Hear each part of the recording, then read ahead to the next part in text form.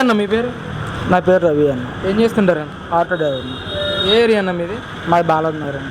ఎవరు గెలిచే అవకాశం ఉందంటారు ఈసారి? నాకు తెలిసి అయితే వెలపూడి గెలుస్తారన్న. ఇప్పుడు కూడా మనకి అతను ఓటం లేదు ప్రజెంట్ అయితే వరకు. ఇప్పుడు 90% నా సర్వే వరకు నేను ఆటో డ్రైవర్ని కాబట్టి చాలామందిని కనుక్కున్నాను. ఆటో డ్రైవర్ని తోలుతున్న వరకు కూడా ప్రతి ఒక్కరు కూడా కన్ఫామ్ అయితే మాత్రం ఇతనికే వస్తుంది అని చెప్పి అంటున్నారు. అది ఒకటి. వెలపూడి రామకృష్ణ బాబే వస్తారని చెప్పి అనుకుంటున్నాను. ఎంపీ అనే వారికి అయితే మాత్రం భరత్ గారికి ఈసారి ఇచ్చే అవకాశం అయితే ఉందన్న. ఎందుకంటే ఆల్రెడీ మొన్న తక్కువ ఓట్లతో ఓడిపోయారు కానీ అంత ఎక్కువ ఓట్లతో అయితే ఓడిపోలేదు. భరత్ గారు అయితే మాత్రం గెలిచే అవకాశం కూడా అతనికి అయితే మాత్రం ఉందన్న. అదొక కూటమి ఒకటి ఉన్నది కాబట్టి విద్యార్థులకి అనే వరకు ఎవరికి వారికి ఒక్కరికి కూడా జాబ్లు అనేవి రాలేదన్న. నా ఫ్రెండ్స్ అనే నేను ఆటో డ్రైవర్నే కానీ నాతో పాటు చదువుకున్న వాళ్ళు చాలామంది ఉన్నారు. Master students. నేను చదువుకోలేదు, మా ఫ్రెండ్స్ అందరూ చదువుకున్నారు. 4 సంవత్సరాలన్నా కష్టపడి చదివారన్న. ఎంతోమంది చదివారు స్టూడెంట్స్ చాలామంది. ఒక్కరికి కూడా రాలేదన్న. ప్రైవేట్ ఉద్యోగులు మాత్రమే చేసుకుంటున్నారు. ఒక్కడికి కూడా ఒక జాబ్ వచ్చినట్టు ఉదాహరణ అయితే ఏదీ లేదన్న.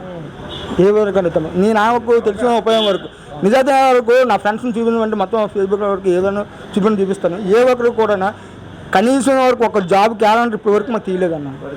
దాని వరకు అయితే మాకు రాలేదన్న. అంటే మీ ప్రాంతంలో గ్లోబల్ సమ్మిట్ కూడా పెట్టారు కదా, 13 లక్షల కోట్ల రూపాయలతో ఎంఓఎల్ చేసుకున్నాం, 6 లక్షల మందికి ఉద్యోగాలు కల్పించి వెసులుబాటు కల్పిస్తాం అన్న చెప్పి ఉద్యోగులు ఇచ్చారన్న. నాకు నేనైతే అందుకే జనరల్ నేను చదువుకోలేదన్న. నేను చదువుకోకపోయినా నా ఉదాహరణ వరకు నా ఫ్రెండ్స్ నా చెప్పే మాటల వరకు నేను ప్రజలని ఆటో తిరిగే వరకు నేను తిరుగుతున్నాను ఆటో డ్రైవర్లతో. కస్టమర్ నాకు ఆటో డ్రైవర్ని కాబట్టి కస్టమర్ నాకు ఎక్కుతూ ఉంటారు. ఆటోమేటిక్గా ఎక్కేవారు చెప్తున్నారు. ఏ వరకు ఏది వచ్చిందనే వరకు ఎవరు నాకు చెప్పలేదన్న.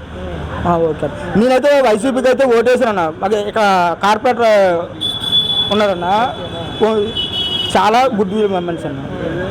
అతనికైతే నేను ఓటేసానన్న. వైసీపీకే ఓటేసాను నేను. కానీ ఎమ్మెల్యేకి అయితే మాత్రం వేయలేదన్న. తప్పు. కానీ కార్పొరేట్ అయితే వ్యక్తిగతంగా అయితే మాత్రం నేను వేసాను తెప్పించి, కానీ దీనికైతే వేయలేదన్న. వ్యక్తిగతంగా అయితే చాలా గుడ్ ఇది మేయర్ చాలా మంచిది. అంటే ఈరోజు విశాఖపట్నంలో ముఖ్యంగా ఆయువుపట్టు, విశాఖ ఉక్కు ఆంధ్రలో హక్కు అనే నాను కూడా ఉంది. మరి అది ప్రైవేటీకరణ చేస్తున్నారని చెప్పి 5 సంవత్సరాల నుంచి నిరసన చేస్తూ ఉన్నారు స్టీల్ ప్లాంట్ ఉద్యోగులందరూ కూడా. మరి ఇప్పుడు రాష్ట్ర ప్రభుత్వం కానీ ఇక్కడ గెలిచిన ఎంపీ కానీ ఎమ్మెల్యేలు కానీ ఎంతవరకు దాన్ని ఆపేదానికి ప్రయత్నం చేశారంటారు? అన్న 22 మంది ఎంపీలు ఉన్నారన్న. వరకు వచ్చే వరకు చేశారని అన్నారు. ఏ ఎంపీ కూడా ఇప్పటి వరకు కాళ్ళు మెడలు వంచి తీసుకొస్తా ఉన్నారన్న. ఏ ఒక్కరైనా ఇంతమంది ఎంపీలు ఏ విధంగా చేశారన్న? ఎంపీలు అన్నారు, మన పిచ్చాగోదా అన్నారు, రాజా అన్నారు, జాబ్ క్యాలెండర్ అన్నారు. ఒకటి ఏదైనా తెచ్చారంటే మాత్రం ఓకే అన్న చేయండి చెప్పండి. ఏది కూడా తేలేదన్న.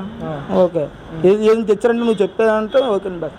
ఏం తెచ్చారా ఏమన్నా చెప్పాను. అప్పుడు నేనే అడుగుతాను ఏం తెచ్చారనే వరకు లేదు. స్టీల్ ప్లాంట్ అన్నారు. స్టీల్ ప్లాంట్ కూడా ఏం జరిగింది వరకు ఏదో వరకు ఏం చేస్తుందంటే జరుగుతుంది అంతే. ఇప్పటి వరకు నామకార్థానికి అలా నడుస్తూనే ఉన్నది అంతే. ఈ ప్రాంతం అభివృద్ధి చెందిందా 5 ఏళ్లలో? గతంలో ఎలా ఉంది పరిస్థితి?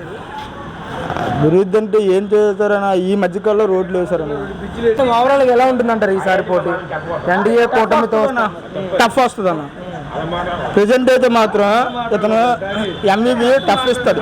వెలపూడికి అయితే మాత్రం టఫ్ ఇవ్వగలదు అనుకుంటున్నాను.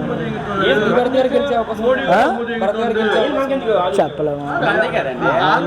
మన వరకు అడిగే వరకు అయితే ఈసారి గెలిచే అవకాశం.